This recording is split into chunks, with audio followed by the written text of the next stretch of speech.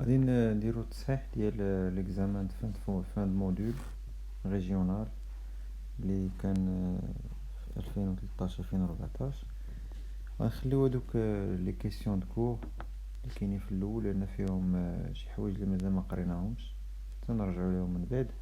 وندوزو للتمرين الثاني بي électrotechnique. Un moteur asynchrone triphasé à cage porte sur sa plaque signalétique les indications suivantes. Donc on a un moteur asynchrone. Donc كنشوفوا la plaque signalétique ديالو شنو مكتوب عليها 380 فولت 660 فولت 12 امبير 7 امبير 50 هرتز 1475 tours par minute. La résistance mesurée à chaud entre deux bornes de phase du stator est RS كتساوي 0.8 ohm. À vide, le moteur a consommé une puissance égale à 650 watts et un courant de 2,5 ampères. Donc à vide, la puissance absorbée est 650 watts. Ou le courant absorbé à vide, je fasse la 5 ampères. Le moteur est branché sur un réseau d'une tension de 380 entre phases. Quel doit être le couplage du moteur pour ce réseau? Justifiez votre réponse. Donc, on va le couplage. Donc, le couplage, quand je vois la plaque signalétique, le moteur, je vais la plaque signalétique. Je vais 380 volts, 660 volts. Le réseau اللي هو ديال 380 فولت. دونك بالنسبه للموتور كنهتمو حنايا بالصغيره هي اللي خصها تدخل الموتور. دونك كنقارنوها مع ديال الريزو.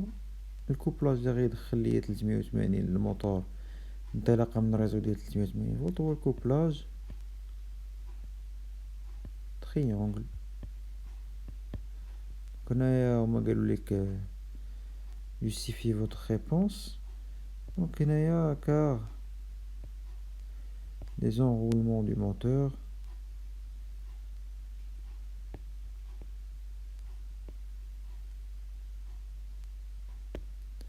supportent une tension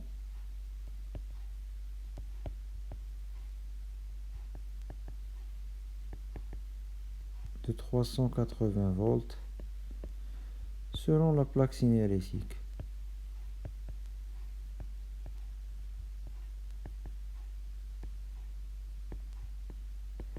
التعليل اللي عطيت هنايا هو انه لي بوبين ولا لي زونغولمون ديال الموتور كيتحملوا واحد لا طونسيون ديال 380 فولت. هادشي هذا حسب هادشي اللي شفنا في لا بلاك سيناليتيك. اذا لو كوبلاج غنختارو هو الكوبلاج تريونغل.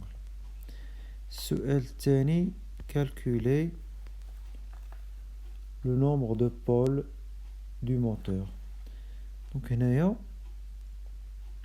شنو عندي؟ هنايا عندي السرعة اللي كيدور بها الموتور 1475 tours par minute.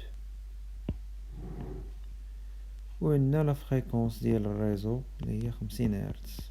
من هنايا كنستنتجو ان ان اس السرعة د المجال المغناطيسي شحال غتكون 1500 tours par minute. باش عرفناها قلنا لكم القسم، قلنا الطريقة كيفاش. ان اس هي 60 في الفريكونس، يعني 60 في 50 على بي لو نومبر دو بير دو بول. دونك هنايا 60 في 50 هي 3000، وكنبقى نشوف مرة نقسم على واحد تعطيني 3000، على جوج تعطيني 1500، على 3 تعطيني 1000 إلى آخره. شكون هي الاحتمال؟ في الاحتمالات اللي صحيح هو اللي مباشرة فايت هاد السرعة ان اللي عندي هنايا.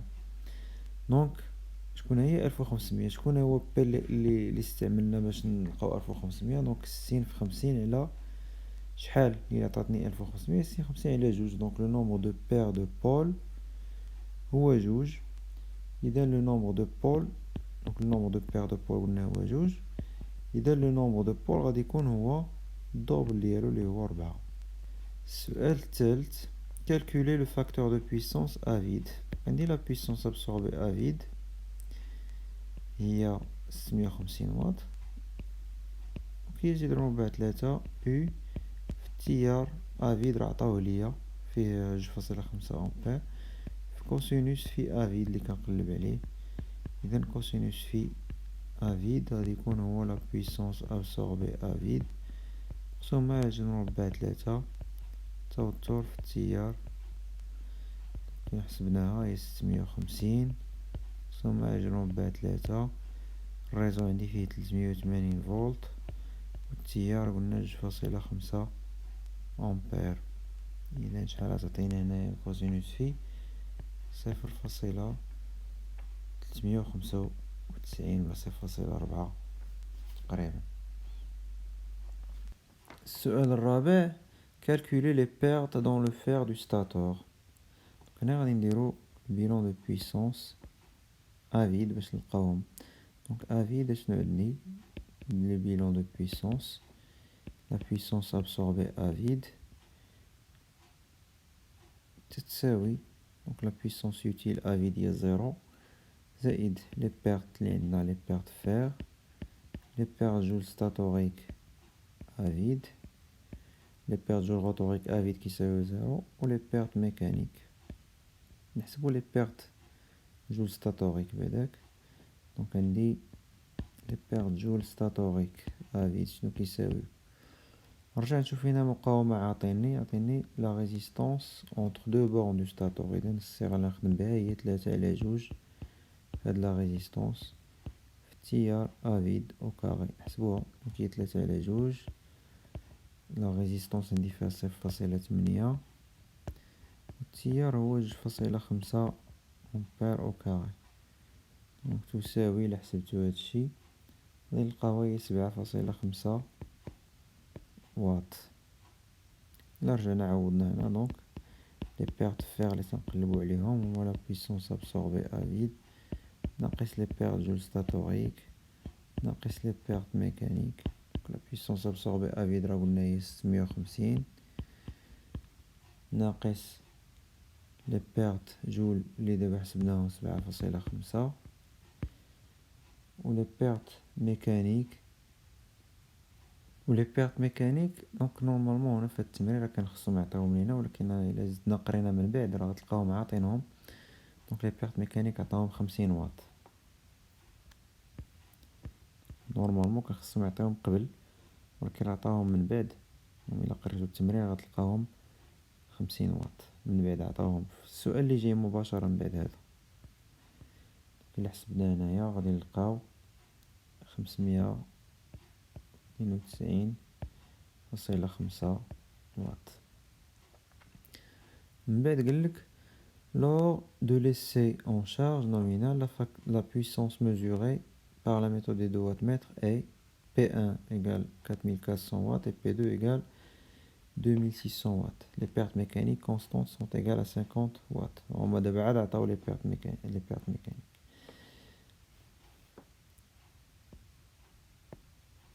نديرو واحد لو بتي رابيل هنايا واحد التذكير بالنسبه لهاد لا ميثود دي 2 واتمتر.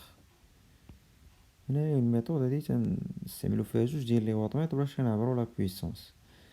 دونك لا بويسونس ابسوربي كتساوي هداكشي اللي عبر الواتمتر الاول زائد هداكشي اللي عبر الواتمتر الثاني P1 زائد P2. قالك بغينا لا بويسونس رياكتيف هي جذر مربع 3 داكشي اللي عبر الواتمتر من الواتمتر الاول P1 ناقص داكشي اللي عبر الواتمتر الثاني P2. دونك هذا كتذكير فيما يخص هاد لا ميثود دي 2 واتمتر.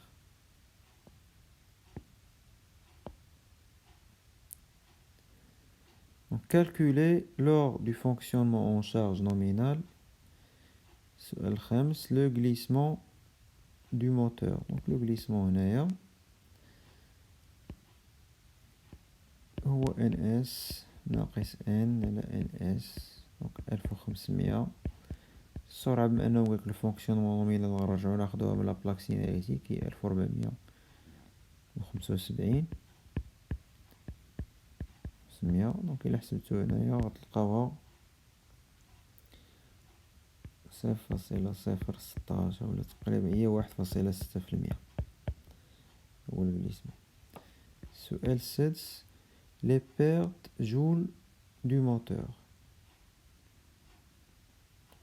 دونك هنايا فاش تيقول لي لي بيرت جول راه تيقصدو بهم لي بيرت جول في الستاتور و لي بيرت جول في الروتور بجوج.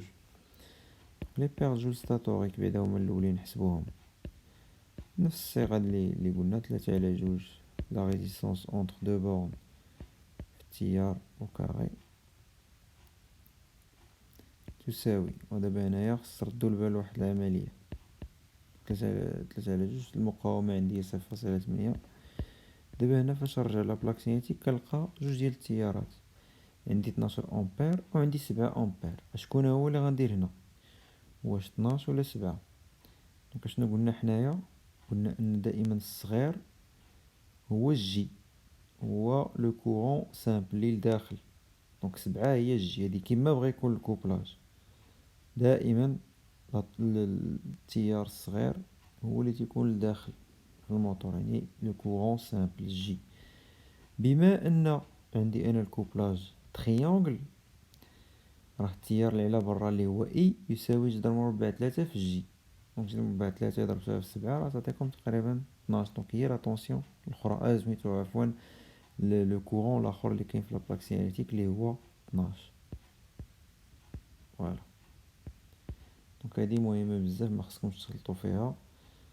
دائما كنشوف لو كوبلاج كنشوف لابلاك سينيتيك حاجه وحده اللي خصكم تعقلوا عليها القيمه الصغيره هي اللي كتكون لداخل كيف ما بغى يكون الكوبلاج. باش كتدخلوا هاد المعطى ديال الكوبلاج كتشوف الكوبلاج كيفاش كيدير للتيار. كان اطوال راه كيحافظ على التيار بحال داخل بحال برا بالنسبه للتيار. كان بحال هاد الحاله اللي عندي هنايا تريونغل التيار على برا اللي بغيت انا اي هو جذر مربع 3 في الجي. دونك سكيفي هو القيمه الكبيره هنايا اللي هي 12. دونك الا حسبتو هادي غتلقاو 172.8 واط. بالنسبه لي بيرت جول روتوريك لأن نقولك حسبوا لي بيرت جول كاملين في الروتور وفي الستاتور هي الجليسمون في لا بويسونس ترانسميز او روتور. شكون هي لا بويسونس ترانسميز او روتور؟ هي لا بويسونس ابسوربي ناقص لي بيرت فير ناقص لي بيرت جول ستاتوريك. دونك هي 0,016. لا بويسونس ابسوربي شكون هي؟ قلنا لا بويسونس ابسوربي بما انهم عطاوها بلا ميثود دي دو وات متر راه هي بي واحد زائد بي جوج. دونك هي هاديك 4400 زائد 2600 هادي هي لا بويسونس ابسوربي هي داكشي اللي عبر الوات متر الاول زائد داكشي اللي عبر الوات متر الثاني ناقص لي بيرت فير. لي بيرت فير شحال فيهم حسبناهم فيهم 592.5 ناقص لي بيرت جول اللي عاد حسب دابا لي بيرت جول ستاتوريك 172.8. اللي حسبتو هنايا دونك هنا غادي تخرج لكم 99.7 واط. السؤال السابع calculer la puissance utile. Donc la puissance utile هي شناهي؟ هي la puissance absorbée ناقص لي بيرت كاملين داكشي كاع لي ضاع بيرت جول ستاتوريك لي بيرت فير لي بيرت جول روتوريك و لي بيرت ميكانيك. حسب بعدا هاد لا بويسونس ابسوربي لان كنحتاجها في الحساب. جي دو هي قلنا 4400 زائد 2600 دونك هادشي اللي خدينا بلا ميثود دي دو وات متر. دونك هادي غتعطيكم هنايا 7000 واط.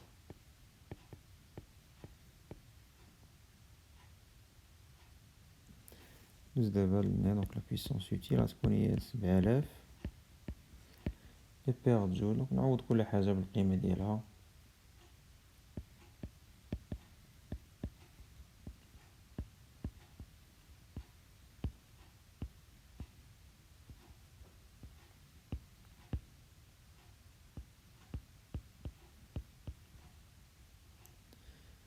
كتخرج لنا هي 6085 واط. السؤال 8 calculer le facteur de puissance nominale. Donc la puissance absorbée هي جذر مربع 3 U fois I cosinus phi.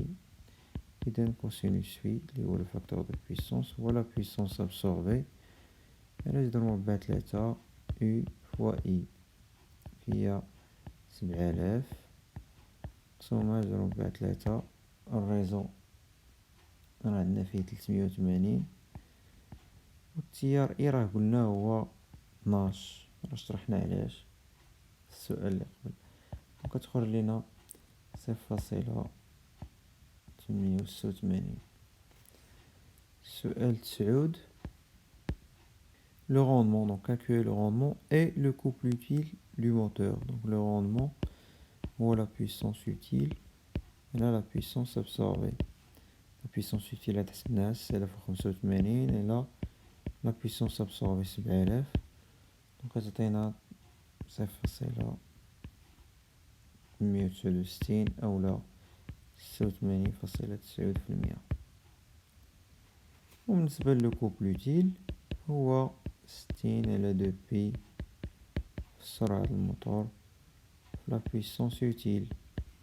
دونك هي 60 على 2 بي السرعة لي 1475 ولا بويسونس يوتيل هي 6085. دونك إلا حسبتو هنا غتعطيكم 39.39 نيوتن متر. دونك فوالا هادشي اللي كاين بالنسبة لهاد التمرين. وراه كاينين واحد جوج تمارين اخرين هما ديال دونك دي سميتهم دي زيكزامان دو فان موديول ريجيونال وحدين اخرين اللي هما ديال اوزا. ولكن شوفوهم حتى نتوما عندكم تقريبا نفس المقرر.